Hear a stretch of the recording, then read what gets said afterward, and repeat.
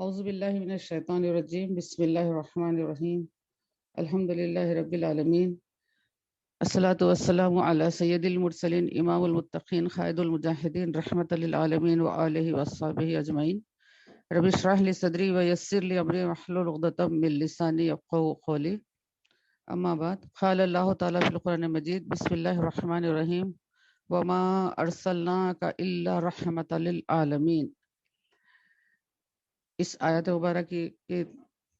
کا ترجمہ اس طریقے سے ہے کہ ہم نے نہیں بھیجا آپ کو مگر سارے جہانوں کے لیے رحمت بنا کر، یعنی کہ نبی کریم صلی اللہ علیہ وآلہ وسلم کی ذات اقدس سارے جہانوں کے لیے صرف رحمت ہی رحمت ہے۔ آپ کی حیات طیبہ کا ہر گوشہ، آپ کا ہر قول مبارک، آپ کا ہر عمل مبارک،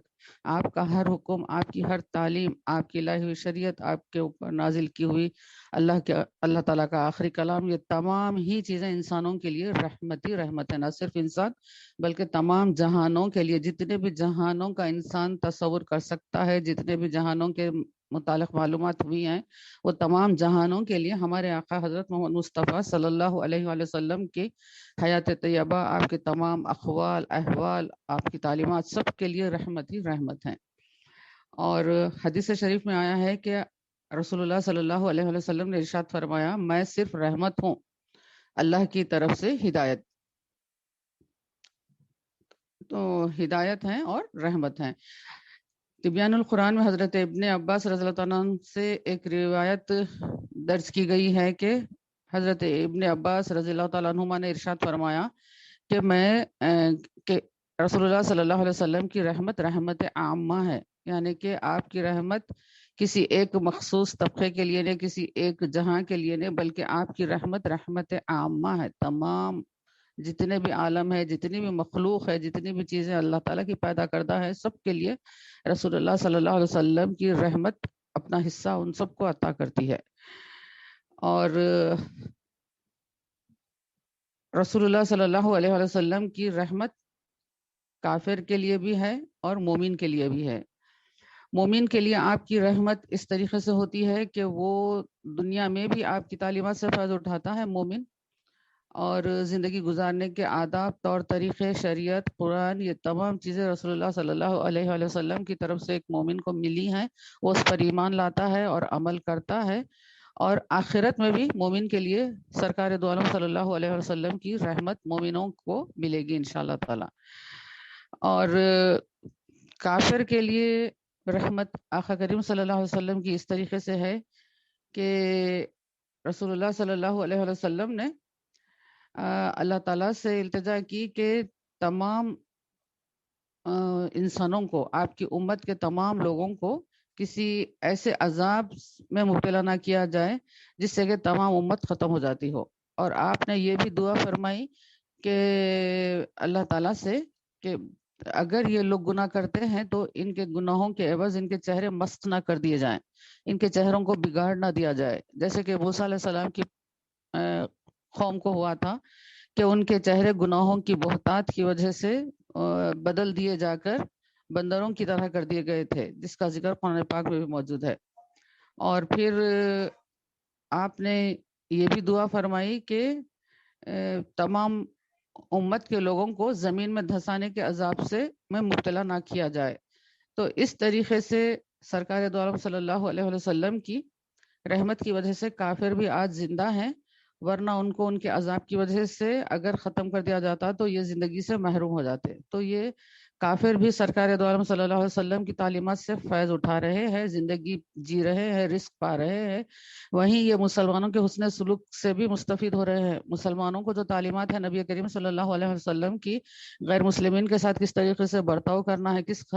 طریقے سے صبر کرنا ہے، کس طریقے سے حسن سلوک کا معاملہ کرنا ہے، پڑوسی مسلم ہو یا غیر مسلم ہو کس طریقے کے ساتھ اس کے ساتھ معاملے داری کرنا ہے، پڑوس والوں کے ساتھ، معاملے داری والوں کے ساتھ، یہ تمام باتیں جو ہے نبی کریم صلی اللہ علیہ وسلم نے بتائی ہے۔ اور ایک مسلمان غیر مسلم پر زیادتی صرف اس لیے نہیں کرتا ہے کہ اس کو یہ کام کرنے سے ان کے آقا نے روکا ہے، تو یہ اس طریقے سے کافر جو ہے آپ کی تعلیمات سے فیض اٹھا رہے ہیں۔ اور پھر رسول اللہ صلی اللہ علیہ وآلہ وسلم کی تعلیمات دنیا کے لیے بھی ہیں اور دین کے لیے بھی ہیں۔ دنیا کے لیے آپ کی تعلیمات اس طریقے سے ہیں کہ دنیا گزارنے کے طور طریقے رسول اللہ صلی اللہ علیہ وسلم نے آپ نے بتائے کہ جہاں پر عورت پر جو ظلم کیا جاتا تھا، بعض قبیلے میں لڑکی کو جو زندہ درگور کیا جاتا تھا، اس لڑکی کو رسول اللہ صلی اللہ علیہ وسلم نے زندگی کا حق عطا کیا کہ اس کو رائٹ ٹو لیو کا حق رسول اللہ صلی اللہ علیہ وسلم نے دیا کہ یہ زندگی گزار سکتی ہے، اس کو زندگی سے محروم نہ کیا جائے۔ اور ایک برائی کو ختم کرنے کے لیے، اس کو برائی کو ترک کرنے کے لیے انسانوں کو انسینٹیوز دیے جاتے ہیں، ثواب کی امید دلائی جاتی ہے کہ تم اگر یہ کرو گے تو تمہارے لیے یہ ثواب آخرت میں ہے۔ اور تو جو لوگ آخرت پر یقین رکھتے ہیں، اللہ کے عذاب کی امید رکھتے ہیں، وہ لوگ کیا کرتے ہیں، جو چیز نفس پر بھاری ہوتی ہے اس کو بھی سہ لے کر اس برے کام سے، اس برائی سے اپنے آپ کو بچا کر آخرت کے ثواب کے حقدار بننا چاہتے ہیں۔ چنانچہ جو قبیلوں میں بیٹی کو زندہ درگور کیا جاتا تھا، وہ قبیلے اس حرکت سے باز آ گئے، اور اس کی وجہ یہ رہی کہ رسول اللہ صلی اللہ علیہ وسلم نے بیٹی کو رحمت کہا، اور آپ نے یہ فرمایا کہ جس عورت کی پہلی اولاد بیٹی ہوتی ہے وہ عورت نیک بخت ثابت ہوتی ہے۔ اور آپ نے یہ فرمایا کہ جو اپنے بیٹیوں کی پرورش میں بیٹے اور بیٹی میں تفریق نہیں کرتا ہے، ڈفرینسیشن نہیں کرتا ہے، بلکہ دونوں کو مساوی طور پر دیکھتا ہے، محبت میں، چاہت میں، اور بیٹی کو اچھی تربیت کرتا ہے، تعلیم دیتا ہے، اور یہاں تک کہ وہ بے نیاز ہو جاتی ہے، اس کا نکاح کر دیا جاتا ہے، اس وقت تک بیٹی کے ساتھ اچھا سلوک کرتا ہے اگر کوئی بھائی یا کوئی باپ۔ تو رسول اللہ صلی اللہ علیہ وسلم نے فرمایا کہ اگر جس کی 3 بیٹیاں ہوتی ہیں اور وہ اس طریقے سے اپنے بیٹیوں کی یا بہنوں کی تربیت کرتے ہیں تو پھر وہ جنت میں میرے قریب رہیں گے۔ اور یہ کہتے ہوئے آپ نے اپنے 2 مبارک انگلیوں کے اشارے بتائے کہ اس طریقے سے وہ میرے ساتھ جنت میں قریب رہیں گے۔ تو یہ کتنی بڑی نعمت ہے جو ایک مومن کے لیے بتائی گئی۔ تو یہ سننے کے بعد کوئی ایمان والا جو آخرت پر یقین رکھتا ہے، جو سرکار دو عالم صلی اللہ علیہ وسلم کا قرب جنت میں چاہتا ہے، تو پھر وہ دنیا میں اپنی کوئی مرضی چلا نہیں سکتا۔ چنانچہ اس طریقے کی جو پریکٹس تھی اس وقت قبائل میں، وہ ترک کر دی گئی۔ اور اس حدیث مبارکہ کے وقت ایک صحابی نے یہ پوچھا کہ یا رسول اللہ صلی اللہ علیہ وسلم، میری 2 ہی بیٹیاں ہیں، تو آپ نے فرمایا 2 بیٹیوں کے لیے بھی یہی اجر ہے۔ تو بہرحال 2 ہو یا 1 ہو، بیٹی اور بیٹے میں فرق نہیں کرنا ہے، بیٹی کی تعلیم اور تربیت بہت اچھی کرنا ہے، اور اس کو اچھی طریقے سے عزت دار بنا کر، حیات دار بنا کر رکھ کر اس کا نکاح کر دینے کا ہے۔ تو یہ یہاں پر جو ہے باپ کا حق ادا ہو جاتا ہے۔ اور یہاں بیٹی کی تعلیم اور تربیت کہی گئی ہے، تو بیٹی کو حیادار بھی بنانا ہے، اور بیٹی کو یہ تعلیم اور تربیت بھی دینا ہے کہ وہ شوہر کے ساتھ کس طریقے سے رہے، سسرال والوں کے ساتھ کس طریقے سے رہے۔ تو اس طریقے سے جب یہ تربیت اچھی کر کر یہ سسرال میں بھیجیں گے، شوہر کے پاس بھیجیں گے، تو یہ لڑکی زندگی اچھی طریقے سے گزارے گی، زندگی اس کی اجیرن نہیں بنے گی، زندگی اس کی دوزخ نہیں بنے گی، وہ جا کر دوسروں کے لیے درد سر نہیں بنے گی، بلکہ دوسروں کے لیے بھی وہ رحمت ثابت ہوگی اگر اس کے باپ نے، اس کے بھائی نے اس کے لیے اچھی تعلیم و تربیت کا اہتمام کیا ہو۔ تو اس طریقے سے ایک بیٹی جو ہے رحمت بنا دی گئی دنیا کے لیے، مومنین کے لیے۔ تو دنیا میں جو ایک بڑا فتنہ تھا، فساد تھا، اس سے دنیا کو راحت ملی۔ اور دوسری طرف ہم دیکھتے ہیں کہ ماؤں کا احترام نہیں تھا، بیویوں کی تعداد میں جو ہے کوئی روک نہیں تھا، جتنے چاہے نکاح کر سکتے تھے، جتنے چاہے بیویاں رکھ سکتے تھے۔ تو یہاں پر بھی روک لگا دی گئی کہ 4 سے زیادہ تم نہیں کر سکتے، اور 4 میں بھی تم کو عدل کرنا ہے، عدل اس طریقے سے کرنا ہے۔ بہرحال یہ بہت سی تعلیمات ہے جو عورتوں کے لیے آئی، ان کو پراپرٹی میں حصہ دیا گیا کہ جو بھی وارث ہوتے ہیں، جو ماں باپ ہوتے ہیں یا پھر ان کے دادا دادی، نانا ناجی، جس سے بھی حصہ عورت بیٹے کو ملتا ہے، وہیں پر بیٹی کو بھی وہ حصہ ضرور ملنا چاہیے۔ یہ اسلام کی تعلیمات ہیں۔ اس سے پہلے لڑکی کو نہ حصہ دیا جاتا تھا، نہ اس کو یہ اختیار تھا کہ وہ اپنے نام پر پراپرٹی رکھے۔ اور مغربی ممالک میں، ویسٹرن کنٹریز میں بھی بہت دنوں تک، 18ویں سینچری کے اینڈ تک، بلکہ 19 سینچری کے ابتدا کے بعد، یعنی 1920 کے بعد، کچھ جو ہے بعض ممالک میں تو 1950 کو عورتوں کو یہ رائٹ دیا گیا کہ وہ پراپرٹی اپنے نام پر رکھ سکتی ہے۔ تو سمجھیے کہ بس ایک 50-70 سال پہلے اتنا ماڈرن جو اپنے آپ کو کہلاتے ہیں، مہذب جو اپنے آپ کو کہلاتے ہیں، وہ ممالک 50-70 سال پہلے خواتین کو پراپرٹی رکھنے کا حق دیے، جبکہ ہمارا مذہب ہم کو تقریباً 1450 سال پہلے خواتین کو یہ رائٹ دے چکا ہے۔ تو اس طریقے سے دنیا میں کئی انقلاب آئے، کئی تبدیلیاں آئی، کئی ریفارمز آئے، اور جو طاقتور ہوتا تھا وہ کمزور کو ستاتا تھا اور ظلم کرتا تھا، اس کے پیسے ہتھیار لیتا تھا، یتیموں کے ساتھ بہت زیادہ برا سلوک کیا جاتا تھا، ان کی تمام مال و جائیداد اور جو بھی ان کے والد چھوڑتے تھے وہ وراثت پوری جو ظالم لوگ ہوتے تھے، قوت والے ہوتے تھے، وہ ہتھیار لیتے تھے۔ تو یتیم لڑکوں کے ساتھ بھی ویسے ہی برا سلوک تھا، یتیم لڑکیوں کے ساتھ بھی برا سلوک تھا، اور پھر غلاموں کے ساتھ تو پوچھئے نہیں، جانوروں سے بدتر سلوک ان کے ساتھ کیا جاتا تھا، اور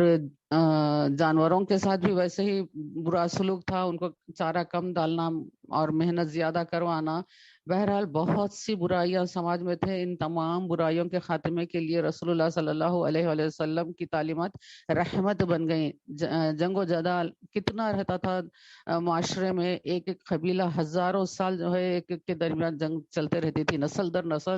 جنگ چلتے رہتی تھی، یہ سود کا دور دورہ بہت زیادہ عام تھا۔ تو یہ تمام برائیوں کا خاتمہ رسول کریم صلی اللہ علیہ وسلم کی تعلیمات کے سبب ممکن ہوا، اور آپس میں بھائی چارہ فروغ پایا۔ پیسفل لیونگ ہوڈ کا تصور اسلام نے دیا، یونیورسل برادرہڈ کا تصور اسلام نے دیا، کہ اگر کوئی دوسرا معاملے دار تمہارا جو بھی ہے وہ اگر مسلم بھی نہیں ہے تو تم کو دیانتداری کے ساتھ اس کے ساتھ معاملے داری کرنا ہے۔ یہ نہیں ہے کہ وہ غیر مسلم ہے تو تم اس کے ساتھ زیادتی کرو، اس کے ساتھ بددیانتی کرو، یہ ایسا حکم ہے ہی نہیں۔ حتیٰ کہ جو جتنا ستاتا ہے اس سے اگر انتقام لینے کی بھی جو اجازت ہے، تو جتنا ستایا ہے اتنا ہی لینے کا حکم دیا گیا ہے، اس سے زیادہ اگر کوئی دوسرے کو ستائے گا تو یہ ظلم تصور کیا جائے گا۔ یہ تعلیمات اسلام کی ہے۔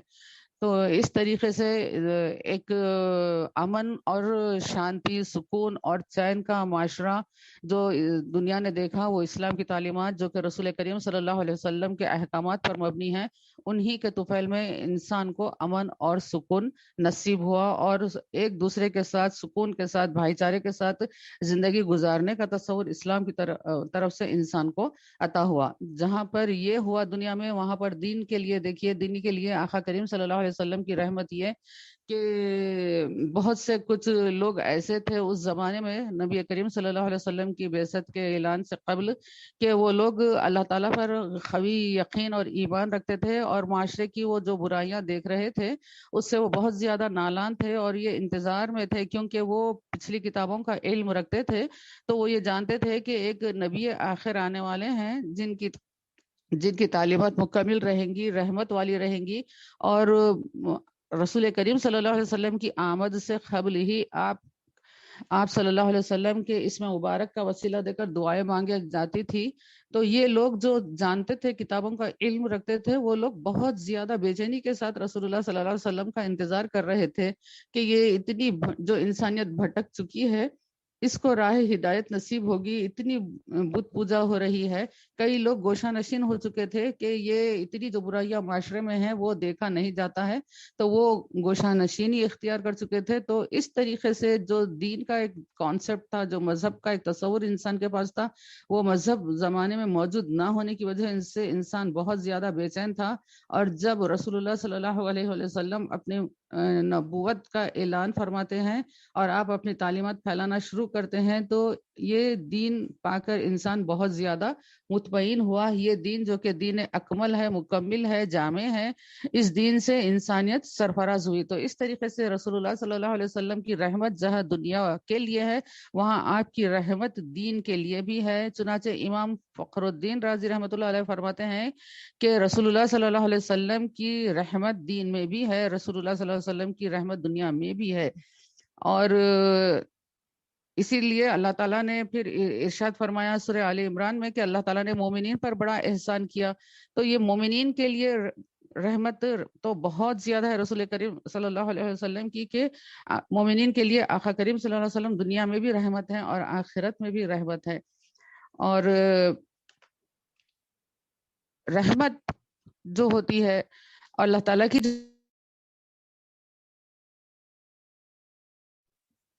کائنات کے اندر رحمت کا ہونا بہت زیادہ ضروری ہوتا ہے۔ تو کائنات جب سے بنی ہے وہاں پر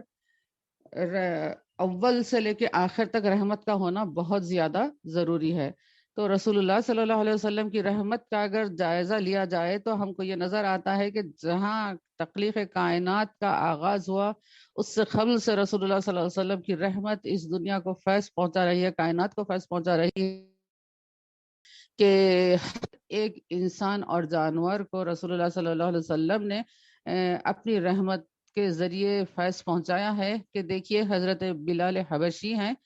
آپ ابھی اسلام قبول نہیں کیے ہیں، ان کا جو مالک تھا آپ سے بے انتہا کام کرواتا تھا. ایک مرتبہ رسول کریم صلی اللہ علیہ وآلہ وسلم کا گزر وہاں سے ہو رہا تھا تو آپ نے یہ دیکھا کہ حضرت بلال جو کہ کالے ہے، حبشی ہے اور غلام خاندان سے ہیں، اس جو شخص ہے، جو مالک ہے آپ کا، اس کا کام آپ کیے جا رہے ہیں اور حالت یہ ہے کہ آپ کا بدن بخار سے تپ رہا ہے. رسول کریم صلی اللہ علیہ وآلہ وسلم نے فرمایا کہ اتنے بخار میں تم کام کیوں کر رہے ہو، تھوڑا آرام کر لو. تو حضرت بلال نے کہا کہ اگر میں آرام کروں تو میرا مالک مجھ کو اس کی اجازت نہیں دیتا ہے، بلکہ وہ مجھ کو اور زیادہ مارنے لگتا ہے. تو یہ سن کر رسول اللہ صلی اللہ علیہ وسلم نے فرمایا کہ ٹھیک ہے، تمہارے حصے کا کام کیا ہے وہ بتا دو، میں کام کرتا ہوں اور تم آرام کرو. تو اس طریقے سے ایک تپتے ہوئے بدن کو، ایک غلام کے جسم کو، ایک حبشی کے جسم کو جو راحت ملی، جو آرام ملا، وہ رسول کریم صلی اللہ علیہ وآلہ وسلم کی وجہ سے ملا. اسی طریقے سے تمام جو سسٹم تھا، ایک غلاموں کا جو سسٹم تھا، جو لوگ انسان کو خرید کر ایک بدترین سلوک سے گزارا کرتے تھے، ان کو راحت ملی رسول کریم صلی اللہ علیہ وآلہ وسلم کی تعلیمات کی وجہ سے. اور اسی طریقے سے ہم کئی اس میں مثالیں ہیں کہ رسول اللہ صلی اللہ علیہ وسلم کی تعلیمات کی وجہ سے انسانوں کو فیض ملا. اور پھر حضرت ابوبکر صدیق رضی اللہ تعالیٰ عنہ رسول کریم صلی اللہ علیہ وسلم کے اس تعلق کے خاطر کو دیکھ کر، جو کہ حضرت بلال کی طرف تھا، آپ ان کو خرید کر آزاد فرماتے ہیں. اور پھر ارواح پر رسول کریم صلی اللہ علیہ وآلہ وسلم کا یہ احسان، اور اولین کے لیے آپ کریم صلی اللہ علیہ وسلم کا یہ احسان کہ کس طریقے سے اس دنیا کے لیے بھی آپ کی رحمت ہے، کس طریقے سے عالم ارواح میں بھی آپ کی رحمت ہے. جیسے کہ ہم نے یہ پڑھا، یہ سنا کہ اللہ تعالیٰ نے جو چیز کو سب سے پہلے تخلیق فرمائی وہ ہمارے آقا حضرت محمد مصطفیٰ صلی اللہ علیہ وآلہ وسلم کی روح مبارک تھی، آپ کا نور مبارک تھا. اور آپ کے نور مبارک کی جو تخلیق فرمائی تو پھر اس کے بعد روح مبارک اللہ تعالیٰ کے ذکر میں مشغول ہو گئے. اور یہ ذکر اس طریقے سے رہا کہ اللہ تعالیٰ کے جو اسماء حسنہ ہیں، اللہ تعالیٰ کے جو مبارک نام ہیں، وہ نور مبارک ایک ایک اللہ تعالیٰ کے مبارک نام کا ورد فرماتا رہا اور ہزاروں سال جو ہے ایک ایک نام کا ورد فرماتا رہا. آج ہم یہ دیکھتے ہیں کہ تھوڑا سا ذکر وغیرہ کر کر، قلبی ذکر ہو یا ذکر جہری ہو یا سری ہو، یہ کر کر اللہ تعالیٰ کے عبادت میں مشغول ہو کر کوئی انسان ولی بن سکتا ہے، کوئی قطب بن سکتا ہے، کوئی غوث بن سکتا ہے، کوئی ابدال بن سکتا ہے، اور اللہ تعالیٰ اس پر اپنی ایسی عنایتیں عطا کرتا ہے کہ جس کی وجہ سے یہ بہت زیادہ اونچا مقام عالم روحانیت میں حاصل کر کر اس دنیا میں زندگی گزارتا ہے. تو آپ اندازہ کیجئے کہ عالم ارواح سے جب کہ اللہ تعالیٰ نے تخلیق فرمائی، اس وقت سے نور مبارک ہزاروں سال سے اللہ تعالیٰ کے ایک اسم مبارک کا ذکر ہزاروں سال فرماتا رہا. تو پھر رسول کریم صلی اللہ علیہ وسلم پر اللہ تعالیٰ کی عنایت کا ہم کیا اندازہ کر سکتے ہیں کہ کتنا اللہ تعالیٰ نے اونچا مقام کتنا اللہ تعالیٰ نے اپنے حبیب کا کیا ہوگا. اور جب اللہ تعالیٰ نے رسول کریم صلی اللہ علیہ وسلم کے نور مبارک کی تخلیق کے بعد انبیاء کے روحوں کی تخلیق فرمائی اور رسول کریم صلی اللہ علیہ وسلم کے نور مبارک کو بیچ میں رکھ کر تمام انبیاء کی روحوں کو اس نور مبارک کے اطراف دائرے میں رکھ دیا، خندیلوں کی طرح لٹکایا. تو جب رسول کریم صلی اللہ علیہ وسلم کا نور مبارک ذکر فرماتا تو دیگر انبیاء کے انوار بھی اس ذکر کو سن کر وہ بھی ذکر میں لگ جاتے. تو اس طریقے سے رسول کریم صلی اللہ علیہ وآلہ وسلم کی تعلیمات جہاں عالم اجسام کے لیے ہے، وہاں عالم ارواح کے لیے بھی آپ کی رحمت سے وہاں پر بھی ارواح نے فیض پایا ہے. اور جو قرآن مجید میں یہ ذکر فرمایا گیا کہ اللہ تعالیٰ نے جب تمام دنیا کے لوگوں کی روحوں سے عہد لیا کہ کیا میں تمہارا رب نہیں ہوں، الستُ بربکم کا جب عہد لیا گیا اللہ تعالیٰ کی جانب سے، تو تمام ارواح نے جواب میں فرمایا کہ ہاں، کیوں نہیں، آپ ہمارے پروردگار ہیں۔ تو تفاسیر میں یہ بات لکھی ہے کہ سب سے پہلے اللہ تعالیٰ کے اس سوال پر کہ کیا میں تمہارا رب نہیں ہوں، تو سب سے پہلے جواب میں ہمارے آقا صلی اللہ علیہ وآلہ وسلم کے نور مبارک نے جواب ارشاد فرمایا کہ ہاں، کیوں نہیں، آپ ہمارے رب ہیں۔ تو جب آپ نے یہ جواب عنایت دیا، تو پھر سب سے پہلے اس کے بعد جو ہے مولا علی کرم اللہ وجہ نے جواب دیا، اور پھر تمام دیگر ارواح نے اس جواب سن کر دیگر ارواح نے بھی جواب دیا۔ تو اس طریقے سے ہم دیکھ رہے ہیں کہ رسول کریم صلی اللہ علیہ وآلہ وسلم کے جواب ارشاد فرمانے کے بعد تمام روحوں نے بھی جواب دینے کی ہمت کی، ان لوگوں نے بھی ایک فیض پا کر اس جواب کو دینا سیکھا۔ تو اس طریقے سے رسول اللہ صلی اللہ علیہ وسلم کی رحمت جہاں اجسام کے لیے ہے، وہاں ارواح کے لیے بھی ہے۔ اور پھر رسول اللہ صلی اللہ علیہ وآلہ وسلم کی رحمت مبارکہ جو ہے وہ تمام مخلوق کے لیے ہے، جہاں انسان کے لیے ہے وہاں جانور کے لیے بھی ہے، چرند کے لیے ہے، پرند کے لیے ہے، پہاڑ کے لیے ہے، دریا کے لیے ہے، خمر کے لیے ہے، شمس کے لیے ہے۔ غرض کائنات کی جتنی ہی چیزیں ہیں وہ تمام ہی چیزیں رسول اللہ صلی اللہ علیہ وسلم کی رحمت سے حصہ پا رہی ہے۔ انسانوں کا تو پوچھئے نہیں کہ انسانوں نے کتنا فیض پایا ہے رسول اللہ صلی اللہ علیہ وسلم کی تعلیمات سے۔ آپ کا جو آخری خطبہ ہے، جو کہ آپ نے اپنے آخری حج کے وقت ارشاد فرمایا تھا، خطبہ حجۃ الوداع جس کو کہا جاتا ہے، آج تک انسانیت اس جیسے الفاظ کہنے پر قادر نہیں ہے جو رسول کریم صلی اللہ علیہ وسلم نے ارشاد فرمائے کہ کس طریقے سے انسانوں کو آپ نے عدل کا، مساوات کا اور عفو و درگزر کا جو درس دیا، آج تک انسان اسی پر کار فرما ہے۔ اور آج دنیا میں جو بے سکونی کا دور دورہ ہے، جو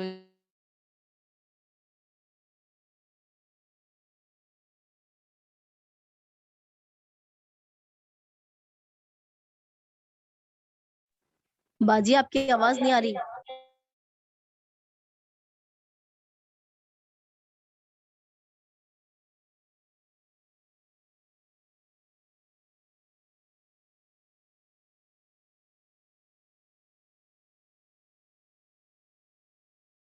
ہمارے جو ہے معاملے داری ایسی ہے، تو ہمارا جو ہے تحمل اس طریقے سے ہے، ہمارا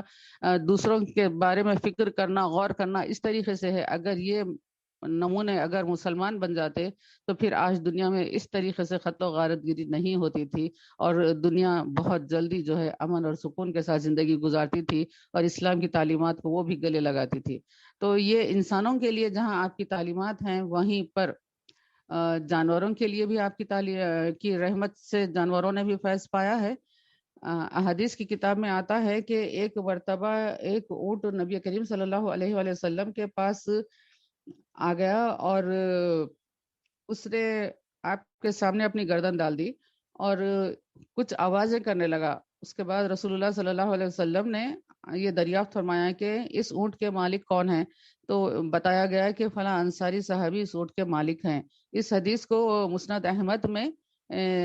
روایت کی گئی ہے، یہ حدیث شریف۔ تو رسول کریم صلی اللہ علیہ وسلم نے ان کو طلب فرمایا، اور آپ نے ان سے یہ کہا کہ کیا بات ہے کہ تم اونٹ کو چارہ کم دیتے ہو اور کام زیادہ کرتے ہو، کام زیادہ لیتے ہو؟ تو وہ صحابی نے وعدہ کیا کہ یا رسول اللہ صلی اللہ علیہ وآلہ وسلم، آئندہ سے میں اس طریقے سے نہیں کروں گا۔ تو پھر آپ نے اونٹ کو بھی یہ حکم فرمایا کہ تم اپنے مالک کا کہا مانو، اور کام جو کروانا چاہتا ہے وہ کام برابر کرو، یہ چارہ تم کو برابر دیا کرے گا۔ اس طریقے سے یہ صرف ایک اونٹ نہیں، کئی جگہ اونٹوں نے رسول کریم صلی اللہ علیہ وآلہ وسلم سے شکایت فرمائی اپنے مالکین کے خلاف۔ اور پھر ایک مرتبہ ایک حدیث شریف ہے حضرت ابو سعید رضی اللہ تعالیٰ عنہ سے کہ ایک مرتبہ رسول کریم صلی اللہ علیہ وسلم کہیں سے آپ گزر رہے تھے، تو وہاں پر ایک خیمہ تھا، اس کے اندر ایک ہرنی بندھی ہوئی تھی۔ ہرنی نے رسول کریم صلی اللہ علیہ وسلم کو دیکھ کر کچھ آوازیں نکالنا شروع کر دیا، اور آقا کریم صلی اللہ علیہ وسلم وہ آوازیں سن کر ہرنی کے پاس جاتے ہیں، اور اس سے یہ آپ عرض یہ کہتے ہیں کہ تم جو ہے فلاں شخص تم کو پکڑا ہے، اور وہ تم اس وقت تمہارا مالک ہے، اور میں تم کو کھول نہیں سکتا۔ تو وہ ہرنی بہت التجا کرتی ہے اور کہتی ہے کہ میرے 2 بچے پہاڑ کے اس جانب موجود ہے، میں ان کو دودھ پلا کر آنا چاہتی ہوں۔ تو رسول اللہ صلی اللہ علیہ وسلم نے ہرنی سے وعدہ لیا کہ کیا تم دودھ پلا کر واپس آؤ گے؟ تو ہرنی نے وعدہ کیا کہ یا رسول اللہ میں ضرور دودھ پلا کر اپنے بچوں کو واپس آ جاؤں گی۔ تو آپ نے اس ہرنی کی گردن سے رسی نکالی اور وہ اونٹنی چھلانگ لگاتے ہوئے فوری پہاڑ کے اوجھل ہو گئی، اور کچھ دیر کے بعد وہ ہرنی واپس آ گئی۔ اور پھر رسول اللہ صلی اللہ علیہ وآلہ وسلم وہ جب جا رہی تھی اپنے بچوں کو دودھ پلانے کے لیے، اس وقت وہ بہت تیزی کے ساتھ خوشی خوشی سے جا رہی تھی، اور جب آ گئی تو پھر رسول اللہ صلی اللہ علیہ وسلم نے اس آدمی سے یہ پوچھا کہ کیا تم یہ ہرنی مجھ کو فروخت کرتے ہو؟ تو اس نے کہا کہ میں یہ آپ کو ہبہ کرتا ہوں۔ تو پھر وہ ہبہ کی ہوئی ہرنی کو رسول اللہ صلی اللہ علیہ وسلم نے آزاد فرما دیا۔ تو ہرنی جب جا رہی تھی تو وہ کلمہ پڑھ رہی تھی، لا الہ الا اللہ محمد الرسول اللہ۔ تو اس طریقے سے جانوروں نے بھی آپ سے کی رحمت سے فیض پایا ہے۔ اسی طریقے سے بلی کا واقعہ ہے، چڑیوں کا واقعہ ہے کہ کئی جانور شکایت کیے اور اپنی مشکلات پیش کی اور وہ ان سے راحت پائے۔ اور جہاں ہم یہ دیکھتے ہیں وہیں ہم یہ دیکھتے ہیں کہ ایک درخت کا سوکھا تنا ہے جو کہ جس کو ٹیک لگا کر رسول کریم صلی اللہ علیہ وآلہ وسلم خطبہ ارشاد فرمایا کرتے تھے۔ کسی نے ممبر بنا کر جب رسول اللہ صلی اللہ علیہ وسلم کے لیے ممبر پیش کیا تو آپ جب ممبر پر تشریف فرما ہوئے تو سوکھا درخت کا تنا یہ دیکھ رہا ہے کہ رسول کریم صلی اللہ علیہ وآلہ وسلم مجھ کو ٹیک نہیں لگائے ہیں، بلکہ آپ ممبر پر تشریف لے گئے ہیں اور آپ وہاں سے خطبہ ارشاد فرمائیں گے۔ تو یہ زار و خطار رونا شروع کر دیا اور اتنا رو رہا تھا، اتنا رو رہا تھا کہ رسول اللہ صلی اللہ علیہ وآلہ وسلم اس سوکھے درخت کے تنے کے لیے آپ ممبر شریف سے نیچے تشریف لائے اور اس سوکھے تنے کو آپ نے لپٹا لیا، جس طریقے سے کہ ایک چھوٹے بچے کو لپٹایا جاتا ہے، اور وہ اسی طریقے سے سسکیاں لیتے ہوئے رو رہا تھا۔ تو پھر رسول اللہ صلی اللہ علیہ وآلہ وسلم نے جب اس کو لپٹا لیا اور اس کے اچھے انجام کے لیے آپ نے خوشخبری دی تو پھر وہ اس نے رونا بند کر دیا۔ اور رسول اللہ صلی اللہ علیہ وآلہ وسلم نے یہ ارشاد فرمایا کہ اگر میں اس کو چپ نہیں کرواتا تو یہ قیامت تک کے لیے روتے رہتا تھا۔ اسی طریقے سے ہم دیکھتے ہیں کہ رسول اللہ صلی اللہ علیہ وآلہ وسلم کے حکم پر چاند 2 ٹکڑے بھی ہوتا ہے اور چاند کے 2 ٹکڑے آپس میں مل بھی جاتے ہیں۔ ہم دیکھتے ہیں کہ آپ کے اشارے سے ڈوبا ہوا سورج پلٹ کر آتا ہے، مولا علی کرم اللہ وجہ کی عصر کی نماز وقت پر ادا ہوتی ہے۔ ہم دیکھتے ہیں کہ آپ کے مبارک انگلیوں سے پانی کے چشمے پھوٹ جاتے ہیں۔ ہم یہ دیکھتے ہیں کہ ابو جہل کے ہاتھ کی کنکریاں کلمہ پڑتی ہیں۔ ہم دیکھتے ہیں کہ رسول کریم صلی اللہ علیہ وسلم کے اشارے پر جھاڑ جڑوں سمیت نکل کر حاضر خدمت ہو جاتا ہے اور کلمہ شہادت پڑھ کر پھر حکم پانے کے بعد واپس اپنی جگہ پر چلا جاتا ہے۔ اس طریقے سے میری بہنوں، رسول اللہ صلی اللہ علیہ وآلہ وسلم کی بے پناہ رحمت ہے، رحمت عامہ ہے۔ آپ کی رحمت انسانوں کے لیے ہے، جانور کے لیے ہے، چرند پرند کے لیے ہے، درخت کے لیے ہے۔ آپ صلی اللہ علیہ وآلہ وسلم نے یہ فرمایا کہ اگر تم درخت پیر رہے ہو اور یہ سن لو، یہ سمجھ جاؤ، یہ دیکھ رہے ہو کہ قیامت ہو رہی ہے تو بھی تم درخت کو پیر کر ہٹو۔ اور پھر آپ نے یہ بھی فرمایا کہ ہرے بھرے درخت کو نہ کاٹا جائے۔ آپ نے یہ بھی فرمایا کہ اگر تم دریا کے کنارے پر وضو کر رہے ہو تو وہاں پر بھی پانی کا ایک قطرہ اسراف نہ کیا جائے۔ تو اس طریقے سے کائنات کی ہر چیز کے لیے رسول اللہ صلی اللہ علیہ وآلہ وسلم نے تعلیمات عطا کی ہیں، اور آپ کی تعلیمات جو کہ رحمت پر مبنی ہیں، ہر کوئی اس سے فیض پا رہا ہے، اور آخرت میں بھی ان تعلیمات کا فیض انسان دیکھے گا۔ اس وقت دیکھے گا جب اللہ تعالیٰ کے غیظ و غضب کو، اللہ تعالیٰ کے جلال کو، قیامت کے دن جب کہ اللہ تعالیٰ بھی حساب کتاب شروع نہیں فرمائیں گے، لوگ اللہ تعالیٰ کے غضب اور جلال کی وجہ سے بہت زیادہ سہمے ہوئے ہوں گے، اور دن اتنا طویل ہوگا کہ لوگ اپنے اپنے اعمال کی وجہ سے پسینے میں شرابور رہیں گے۔ کوئی اپنے خط تک کے پسینے میں ڈوبا ہوا ہے، کوئی کھاندوں تک، کوئی گھٹنوں تک، کوئی ٹخنوں تک۔ انسان کی یہ کیفیت رہے گی، پریشانی کا یہ عالم ہوگا، اور اللہ تعالیٰ ہے کہ حساب کا آغاز کرتے ہی نہیں ہے، اور انسان ادھر پریشان ہے کہ کب حساب کتاب کا آغاز ہو اور کب ہم اپنے انجام کو پہنچیں اور اس کیفیت سے ہم کو نجات ہو۔ تو یہ سوچتے ہوئے آدم علیہ السلام کے پاس جائیں گے، اور آدم علیہ السلام ان کا معارضہ قبول کرنے سے انکار کریں گے کہ نہیں، اللہ تعالیٰ کے حضور میں کوئی بات کہنے کے قابل نہیں ہوں، تم کوئی دوسرے نبی کے پاس جاؤ۔ اس طریقے سے ہوتے ہوتے آدم علیہ السلام سے لے کے عیسیٰ علیہ السلام تک تمام انسان پھرتے رہیں گے اور یہ التجا کرتے رہیں گے کہ اللہ کے حضور یہ التجا کیجئے کہ اللہ تعالیٰ حساب کتاب کا آغاز فرمائے، تو حضرت عیسیٰ علیہ السلام کہیں گے کہ تم نبی آخر حضرت محمد مصطفیٰ صلی اللہ علیہ وآلہ وسلم کے پاس تشریف لے جاؤ۔ تو وہاں پر جب انسان جائیں گے تو ہمارے آقا صلی اللہ علیہ وآلہ وسلم اللہ تعالیٰ سے عرض گزار ہوں گے، آپ سجدے میں جائیں گے، اس طریقے سے اللہ تعالیٰ سے بات کہی جائے گی، تو وہاں پر بھی رسول اللہ صلی اللہ علیہ وآلہ وسلم کی رحمت کی وجہ سے حساب کتاب کا آغاز ہوگا، اور پھر گنہگاروں کی بخشش کا، اور پھر آب کوثر سے سیرابی کے، یہ بہت بڑی داستانیں ہیں، بہت بڑی باتیں ہیں۔ اس طریقے سے یہ معاملہ ہوگا۔ یہ بات ہم کو اچھی طریقے سے یاد رکھنی چاہیے کہ صرف لا الہ الا اللہ محمد رسول اللہ،